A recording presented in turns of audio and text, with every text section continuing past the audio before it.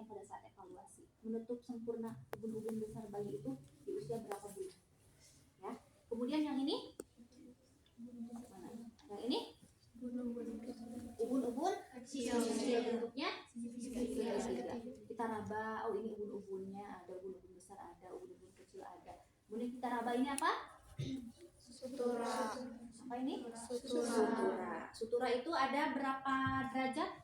3. Ada 0. Kalau 0 itu apa? Tidak ada penumpukan. Kalau yang satu berdekatan, tapi satu berdekatan, 2 bertumpuk tapi masih bisa dipisahkan. Kalau 3 bisa dipisahkan. Ya, itu sutura. Itu kan kenapa ini Allah kasih jarak, mungkin salah satunya adalah untuk bisa melewati jalan lahir ya. Jadi elastis kan, jadi lalu misalkan melewati jalan lahir dia masih bisa mendekat, kemudian nanti bisa memisah lagi. Atau ada lagi apa biasanya kalau di kepala itu bayi lahir 3 belum kaput tuh apa kalau kaput itu sebenarnya ada tambahan ukuran gitu ya dari Allah. Kemudian bagaimana letaknya? Letak telinga itu harus bagaimana?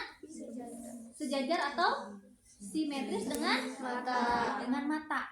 Kalau ternyata matanya lebih atas daripada telinga, jadi kalau kita bikin garis hayal itu harus sejajar gitu ya.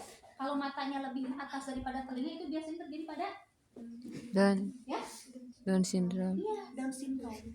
Ya, gitu. Terus jarak kantus itu naon? Jarak antara satu mata dengan mata yang satunya lagi ya, jarak antara mata. Kalau yang lebih lebar atau lebih jauh itu biasanya terjadi pada bayi yang Down syndrome juga. Jarak kantusnya jauh dibandingkan dengan bayi yang normal.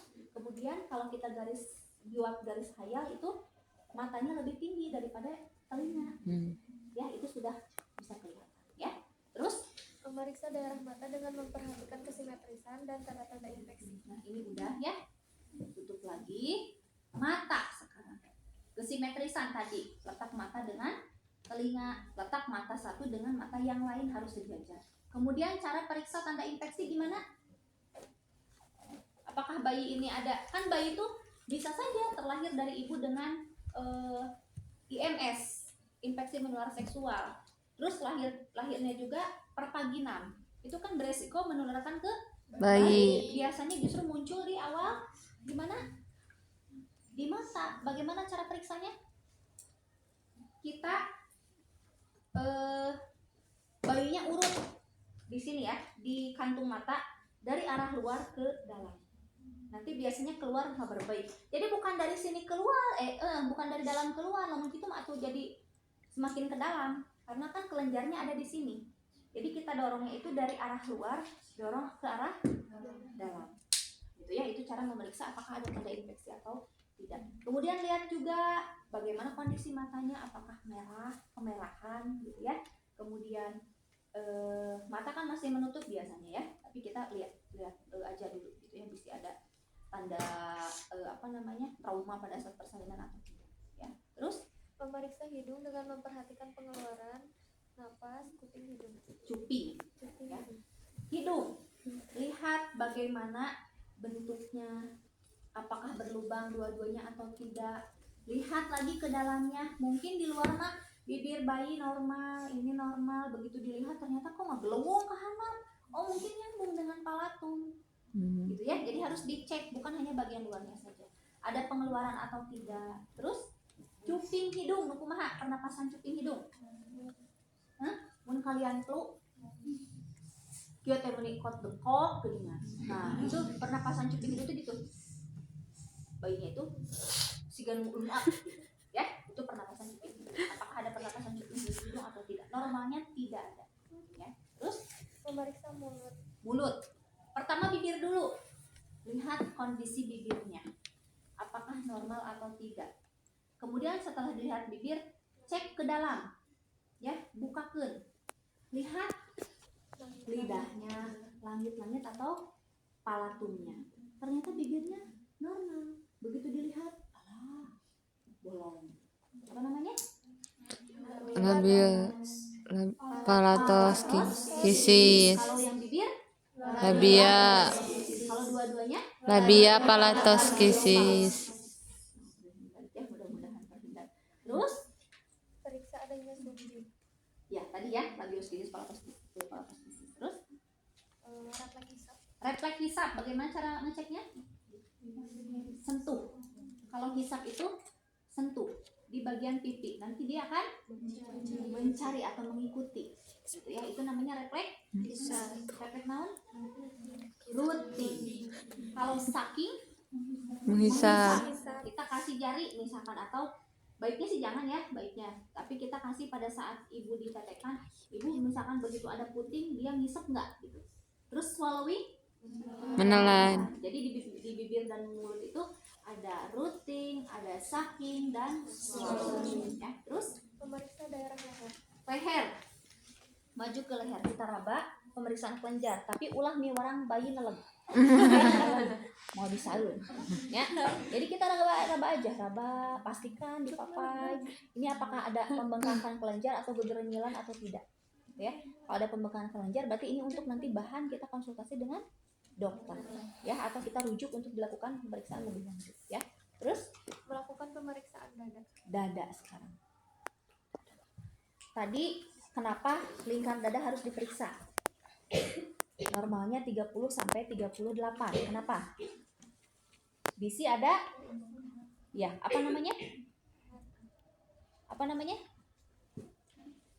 Di dada? Pneumotora.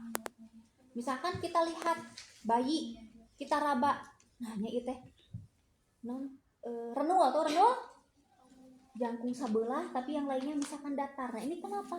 Bisa pneumotora atau hernia diafragma, berarti dia ada benjolan gitu ya, seperti itu. Ini harus dipastikan bentuknya datar, itu artinya ya mun pas payudaranya ada melengkung ya itu wajar gitu ya, tetapi seimbang atau simetris gitu ya antara kanan dan kiri. Terus kita raba nggak ada juga masalah.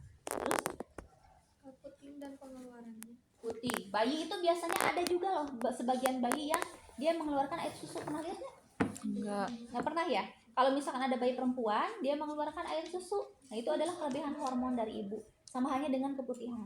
Tapi tidak semua, kalaupun ada yang mengeluarkan air susu itu termasuk normal karena kelebihan hormon, sisa hormon dari ibu gitu ya. Terus pergerakan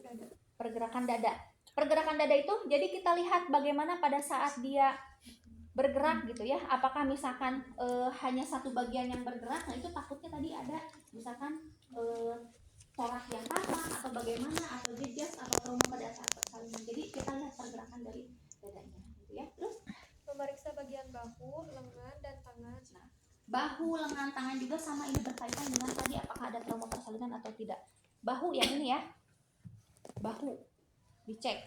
Kalau misalkan bayi kan utek-utekannya, nah apakah dia pada saat utek-utekan itu dia bergeraknya semua badan, tapi yang geraknya cuma satu, akhirnya kan yang satu ngaplek ya. Itu juga dicek apakah mungkin ada patah di klavikula atau bagaimana gitu. Tapi biasanya bayi yang lahir dengan sungsang, dengan distosia, meskipun tulangnya patah nggak dioperasi, kenapa? Dia akan kembali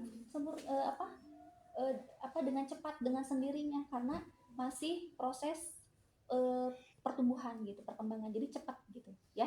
Terus memeriksa refleks moro dengan menepuk tadi bahu, terus gerakan sama kelengkapan jari. Oh iya, jari ya. Kita cek jari-jarinya. Apakah ada ngurapat non?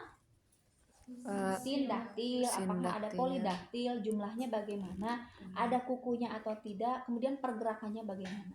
Ya, ini periksa dua-duanya kanan dan kiri ya. Setelah itu memeriksa refleks moro dengan refleks moro. Refleks moro kita buka dulu.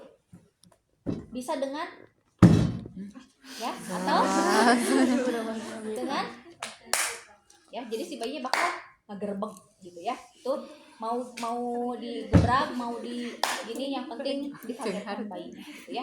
Itu untuk memeriksa refleks moro ya, respon syaraf tubuhnya terhadap rangsangan gitu ya. Terus melakukan pemeriksaan Nah, men, dada tutup. Ya, dadanya ditutup, lihat bagian perut. Apa yang diperiksa? Bentuknya. Apakah bengkak gitu ya? Atau misalkan melengkungnya tidak sempurna setelah bentuk? Tali pusat. Tali pusatnya apakah terlalu pendek, terlalu panjang gitu ya? Kemudian apakah ada tanda infeksi atau tidak gitu. Kemudian kita raba. Raba perutnya harus bagaimana pada saat kita raba? Harus gimana yang normal? Lembek. Tidak boleh keras. Ya, tidak boleh keras. Jadi harus lembek. Tapi ente bayina keur nangis, lamun keur ngahujeun, oh ya pasti atuh mun kitu mah bakal teuas. Ya, bayi sedang rileks, kita pegang, dia harus lembek. Kemudian pergerakan dari perut. Bayi bernapas menggunakan apa? Pernapasan apa? Bayi bernapas menggunakan apa? Paru-parunya. Tapi pernapasannya pernapasan apa? Pernapasan perut, ya. Jadi kalau kalian lihat bayi bernapas itu perutnya kembang kempis. Mun orang makan dada, bayi itu di perut. Makanya kenapa nggak boleh pakai gurita. Nah, gurita itu dia akan menghambat bayi napas jadi engap gitu ya. Karena apa? Karena terhambat gitu ya proses pernapasannya dengan penggunaan gurita. Jadi nggak boleh ya. Pergerakannya pada saat bernapas bagaimana gitu. Kemudian tali pusatnya di hairnya di hair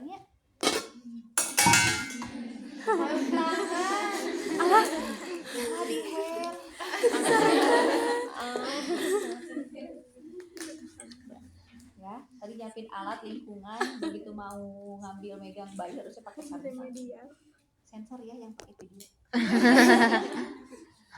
Terus Melakukan pemeriksaan genitalia. udah perut, kita pindah ke genitalia. Jadi kalau periksa gini, sepotong-sepotong, ini tutup, ini buka, ini nutup lagi, bawahnya buka gitu ya. Kalau yang laki-laki, bagaimana tandanya? Testis berada di skrotum. Testisnya sudah berada di skrotum. Kalau yang belum, testisnya belum turun, prematur, ya. Terus Lubang uretra berada di ujung penis. lubang uretra berada di ujung penis. Nah, kalau ini bukan tanda prematur atau tidak, ini kelainan kongenital ya. Oh, engke Bu mun tos matur mah beureun bakal ngalih bolongna ka ujung penis, enggak itu mah. Beda dengan skrotum ya. Kalau sudah matur dia turun, testisnya sudah berada di skrotum. Kalau yang prematur dia belum turun biasanya. Tapi kalau lubang penis itu kalau yang harusnya kan di kayak pulpen ya. Kayak pulpen, lubang itu harus di ujung. Tidak boleh di bawah. Kalau di bawah apa namanya? Hipospadia. Nah, dasar Bu Fitri cenah testis oge lamun tos turun mah lamun tos matang mah kayak bakal turun. Meureun di oge bolongna kayak bakal pindah meureun ka ya. Kalau ini memang sudah termasuk kelainan kongenital ya. Seperti itu. Terus Melakukan pemeriksaan genitalia. perempuan. Ya, perempuan. Vagina dan uretra berlubang. Vagina dan uretra berlubang. Bukakeun heula. Si labianya gitu ya. Kemudian Labia mayora menutupi labia minora. labia mayora menutupi labia minora itu sudah maturitas, tanda maturitas. Kalau belum, kalau tidak menutupi berarti bisa prematur juga ya. Nanti kalau sudah semakin matur dia akan semakin. Terus Melakukan pemeriksaan pada daerah panggul. panggul sekarang. Panggul itu tanda apa? Tanda klik disebutnya atau klek gitu ya. Ada klek, ada klik. Kalau misalkan kedengar bunyi klek atau klik itu apa namanya nih? Displasia panggul ya. Jadi apa itu displasia? Displasia itu adalah pertumbuhan dan perkembangan sel yang tidak normal. Akhirnya pada saat jadi mun urang mau ngaganjel, jadi lamun digerakkeun teh ngagicelak gitu. Ya. Pada saat kita gerakan seperti ini secara pemeriksaan. Saya buka dulu ya biar kelihatan. Pemeriksaannya begini. Ini diangkat, tarik ke atas, klek gitu. Ada klek atau klik. Itu harus waspada. Misalkan umur bayi baru satu bulan, baru ketahuan setelah kita masukin celana, begitu diangkat klek gitu ya. Lamun bade dilancingan kan sok diangkat heula. Nah, nya bayi teh si moal diangkat panggulna teh besok dia sada kluk wae. Nah, itu berarti takut ada tanda displasia tadi, ada pertumbuhan sel yang tidak normal di panggul. Jadi ngagicelak gitu. Ya, itu harus hati-hati. Terus Memeriksa bagian tungkai dan kaki bayi. tungkai dan kaki bayi. lihat apakah ada lekuk, ya, lekuk dari lutut atau tidak, karena ada yang enggak juga gitu ya kan, itu namanya juga kelainan kongenital.